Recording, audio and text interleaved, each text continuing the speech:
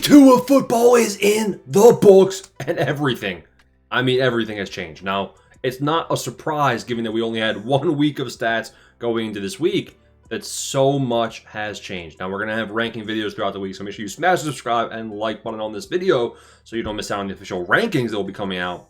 But we got to move a lot of guys. We're going to go game by game today and highlight some of the biggest performers and some of the guys that, we're going to talk about. Who is a bum and who is a big riser, guys you can potentially trade for, trade away, and all of that waiver wire moves. We'll have it all throughout the week, but we started off every week just breaking down every game. So looking at the Jaguars and Bengals, the biggest news of this game, it's not that Travis Etienne's back. Yes, Travis Etienne had 14 for 71. He also had the receiving touchdown. Now, also granted, Bashal Tuden, if you added him to your waivers last week, it was a good ad because this guy looked explosive. He had two receptions for 32 yards. And he also had a receiving touchdown. And it was a good one, man. This guy, his first touchdown of the week, made a nice cut. It was insane, right? But the biggest news is Joe Burrow. Turf toe and potential ligament damage is what it sounds like. He's moving around on a scooter. It's not looking good. So Joe Burrow is going to be out at least 4 weeks is my expectation for this moving forward. We'll obviously get clarity on this throughout the week. So Jake Browning, it's tough. Now, they did let Jake Browning air it out. 2 touchdowns, 3 interceptions, 240 yards. This guy has started games before in the past. Now, what I will say is I don't think this is going to allow the Bengals to have 2 elite wide receivers. So I was definitely fading T. Higgins a lot coming into this year, and I think this hurts T. Higgins a lot more than it hurts Jamar Chase. Jamar Chase did finish this game with 16 targets. He had 14 catches, 165 yards, and a tutty. T. Higgins also had a decent game with a touchdown catch. So both these guys had decent days. But Jamar Chase is going to be fine in the long term, I think. T. Higgins, I think this hurts his stock more than Jamar. Chase Brown had another disappointing game. Only 47 rushing yards, no tutty, only 2 receptions. He only had 3 targets. So Chase Brown has not really been as effective. It's not like he's not getting enough opportunities. He's just not being as effective as we would have liked. The second half of last year, he was averaging 20 plus fantasy points a game. This year so far, not so good. The Jaguars, Dyami Brown could be a potential waiver wire target. I think he is going to be a solid depth piece add. Now, granted, he only had 7 targets, but he had, 5 for 60 with a tutty. He also, keep in mind, one of these targets was a dropped 15-yard touchdown catch that he should have had right on the money. So I don't know if that's going to make T-Law hate him, or is it good that Dyami Brown was that wide open? You have BTJ, who had 12 targets. BTJ is going to be somebody you buy low. 12 targets. I get he had a 9-point fantasy day. I get he's coming off of a trash week 1 performance. He's going to rebound. He'll be just fine. Travis Hunter, obviously had a down day as well. That's to be expected. He was playing a lot of snaps on defense. In terms of rushing, we already talked about Etienne's my favorite. LaQuintown was less involved than I would have thought. If you have him in a redraft league, you can go ahead and cut him. Etienne should be started in week number 3. So that's the Jaguars and Bengals, breaking all that down. We'll go to the next game, the Cowboys and Giants. And realistically, this one's going to be hard to read too much into because you had Russell Wilson at 41 pass attempts. You had Prescott at 52. How sustainable is that? Because they did play a whole 10-minute overtime quarter right here. Dak, 360 yards, 2 touchdowns. If you're in a 6-point passing touchdown format with QB bonuses for deep passes, okay, it's fine. But other than that, the big riser from the Cowboys is Javonte Williams having another very, very good day, coming off of a hot week 1. Comes out, 18 carries, 97 yards, very effective. Gets the rushing touchdown, and he had 6 receptions on 7 targets for 33 through the air. So Javonte, monstrous day. CeeDee Lamb had another good game, 9 for 112, still lacking that touchdown pass. Pickens had a bad game until the 4th quarter in overtime. Ends up with 9 targets, catches half of them for 68 yards and a tutty. I don't know what to read into for this with Pickens. Pickens is going to be a hard person to trust slotting into your lineup again. He had a bad game taking out the 4th quarter in overtime. So, maybe him and Prescott are going to build more rapport moving forward. Kind of a scary game for them, all in all. Jake Ferguson, also a riser, 12 targets for the tight end, 9 for 78, so that's a big game for him. I think you can trust him in your lineup moving forward. Cam Scatterbo is the biggest riser on the Giants, along with Russell Wilson and Malik Neighbors. Malik Neighbors, I told you, better days were ahead. He had a lot of targets last week, just didn't bring them in. This week, a lot of those were brought in. 170 yards, 2 touchdowns, 9 catches, 13 targets. Malik Neighbors is an alpha wide receiver moving forward. Wan'Dale Robinson also, surprisingly, had a deep catch. This guy's the slot god, spams those 5-yard receptions, right? Not this time. Brings in the deep ball, 140 yards and a touchdown, 10 targets. I'd imagine this is Wan'Dale Robinson's best receiving stat line of his career. He's a waiver wire target for sure. Cam Scatterbo gets the bulk of the carries. 11 carries to Tyron Tracy's 5. He also, look at the receptions. Scatterbo only has 2, Tracy has 4. But Scatterbo is coming for Tracy's job, and I am scared. So that's the big storyline here. Scatterbo should be rostered, and you should be excited based on that performance. Bears and Lions. Caleb Williams is startable in fantasy because of the rushing upside. 5 rushes, 27 yards. It brings a decent floor. He also had 2 passing touchdowns. Rome Odunze, heck of a game. 7 catches, 11 targets, 130 yards, 2 tutties. I may have been wrong about Rome Odunze. Why? Why was I so, mean? Why was I fading him so much coming into the year? It's because I knew this Bears offense was going to be bad. I was right on that. But it seems like even with the Bears offense being bad, Rome Odunze might be the number 1 and DJ Moore might be the number 2. So I thought DJ Moore might be number 1, Rome Odunze 2, but it seems like that's not the case. And Luther Burden is not really involved at all. Neither is Colston Loveland. They're definitely fading Colston Loveland. His stock is down. This Bears offense has to figure it out. DeAndre Swift remains a borderline flex play. Decent floor feed for DeAndre Swift because he's getting some dump down, check downs. Not very effective though. So how long does Ben Johnson really tolerate it is the question. Detroit. Goff has 5 passing touchdowns, 330 yards. Goff is a streamable quarterback. He remains as that. He's kind of maybe just slightly above that tier of streamable guys. He's better than Trevor Lawrence, I would say, because it's more consistent that he will pop off for this many touchdowns. Amon-Ra St. Brown, massive riser. 9 catches, 120 yards, and 3 touchdowns. Don't expect this every game moving forward. David Montgomery also had 11 carries, and Jahmyr Gibbs 12. Both the running backs had big days because they both had rushing touchdowns. Looking at their receiving usage, Laporta had a down day, but he had a big game last week, so I wouldn't be too concerned about that. Isaac Tesla should be rostered. Jameson Williams, I'm going to say this. Jameson Williams, it's pretty much the same as George Pickens. I would put Jameson and George Pickens almost back-to-back because it's going to be, you're not feeling good. You're not feeling safe. You're not expecting them to have a safe floor. Pickens probably has a bit of a higher floor than Jameson Williams based on what we've seen the first 2 weeks. But, Jameson Williams did bring in the massive catches today. 2 for 108 and a touchdown. Only 4 targets. Kind of scary. Heading to the next game. Game number 4. Rams and Titans. Cam Ward played better. The main beneficiary of that, the GOAT. The guy that was my number 1 waiver wire addition last week. So I hope you listened. Alik Iomaner. 4 catches for 60 yards and the touchdown catch. So it seems like he tied for the lead in targets here. Seems like he's going to be one of Cam Ward's favorite targets. Definitely add Alik if you have the chance. Pollard is getting all of the carries. Decently efficient. The problem is he's getting no receiving usage. What is that? They're not dumping it down to the running back. So that's definitely hurting Pollard's ceiling. I don't even know what to say. Pollard should still be startable. They're just not getting dumped down. So that's a bit concerning there. In terms of the Rams, Puka Nacua is now probably in my rankings for week 3. I think I have to put Puka Nacua at number 1. I think I have to. When this guy is healthy, he is one of the best receivers in terms of fantasy ever. 8 catches, 91 yards on 9 targets, and then he has a 45-yard rushing touchdown on 4th down for a touchdown. Insane. So Puka Nacua, big day. Devontae Adams, also a big rise for Hay. Most targets, and most of his targets were in the red zone. 106 yards and a touchdown. So Devontae and Puka, heck of a game. You got Kyren Williams. He puts together a floor type day, right? Around 7, 8, 9 fantasy points. This is Kyren Williams' floor because he didn't get the touchdown. They take on the Eagles next week. Eagles defense looked good versus Kansas City.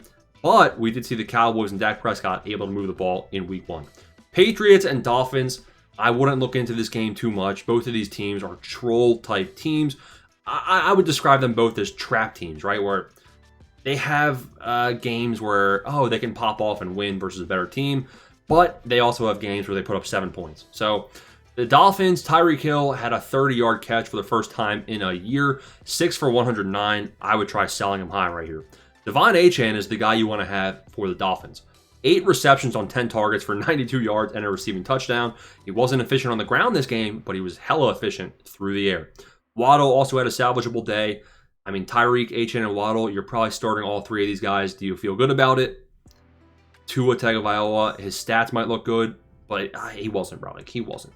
Drake May also had a big fantasy day on the ground. He had 10 rushes on the ground and a touchdown, only 30 yards, but he actually looked really, really solid.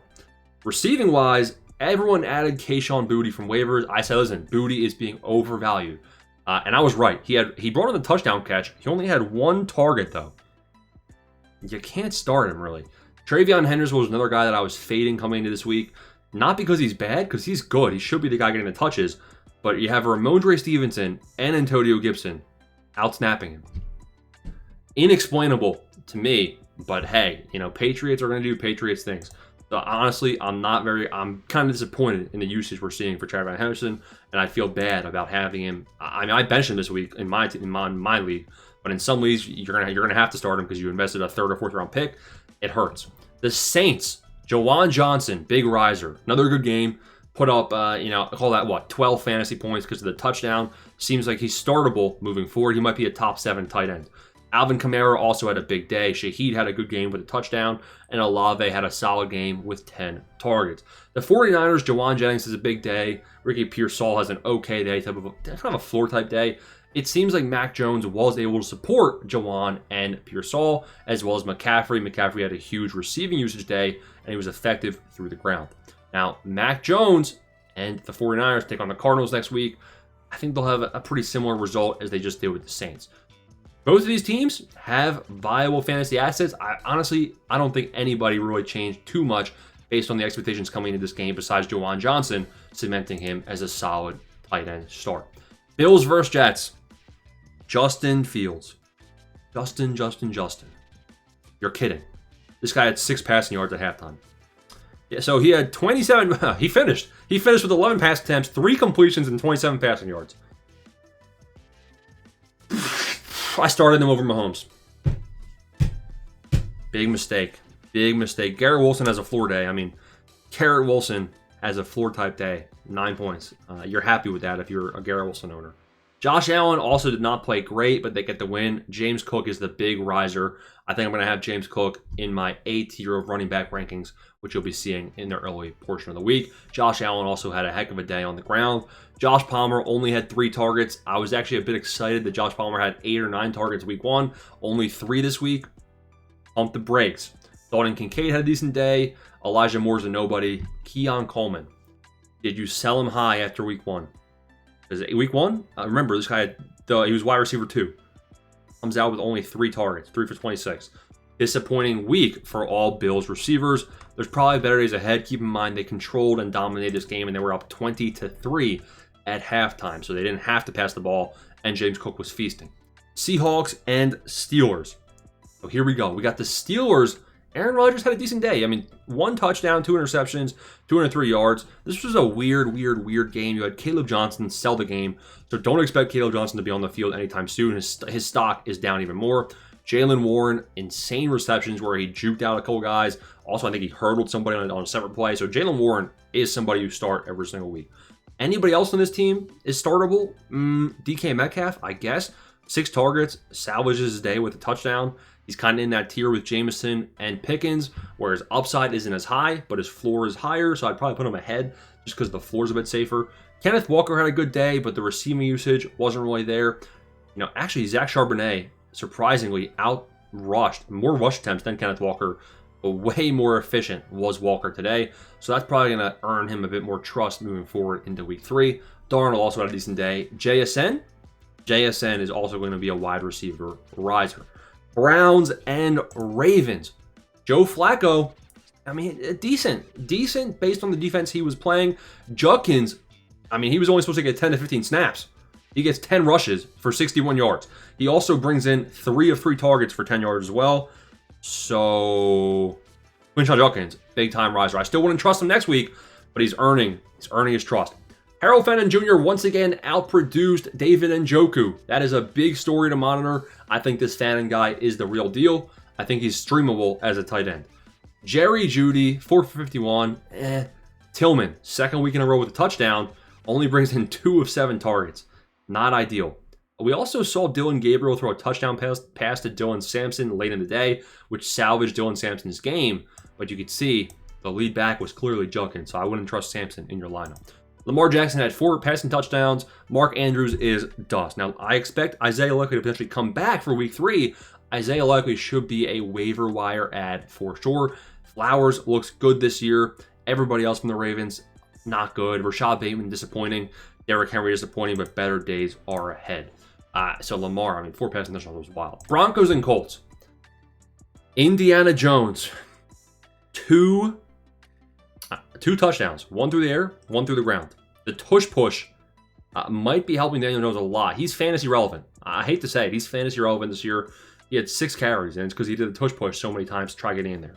Tyler Warren is a stud. 4 catches, 80 yards on 7 targets. Alec Pierce, he's my most drafted best ball player.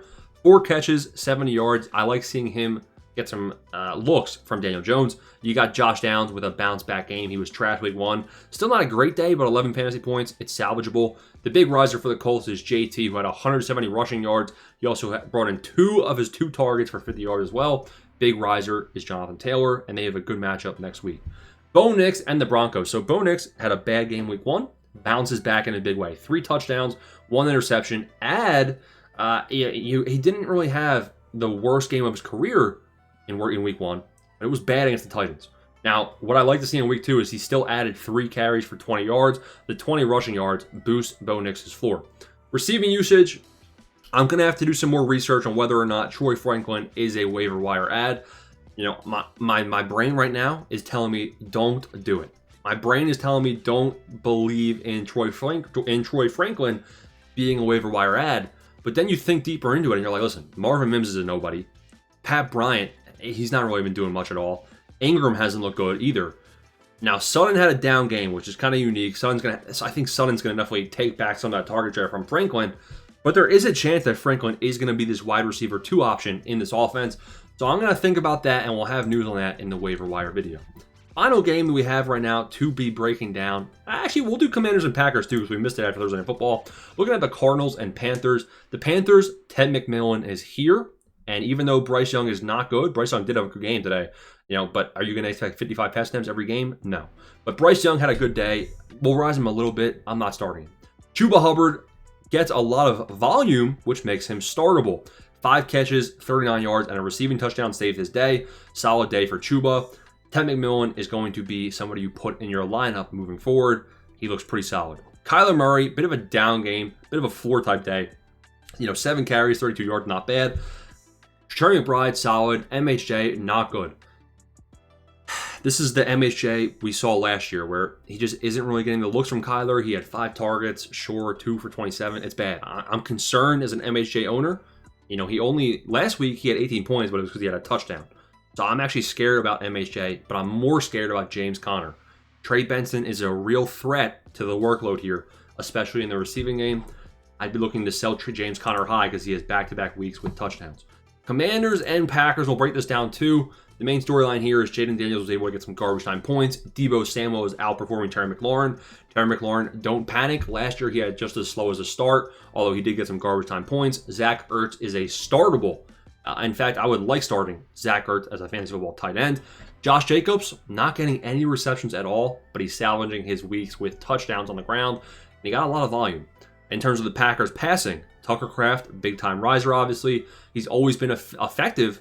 He just hasn't been getting the volume. And honestly, don't be fooled. He only had 7 targets. Now, Jaden Reed injury is going to potentially help Tucker Kraft's volume.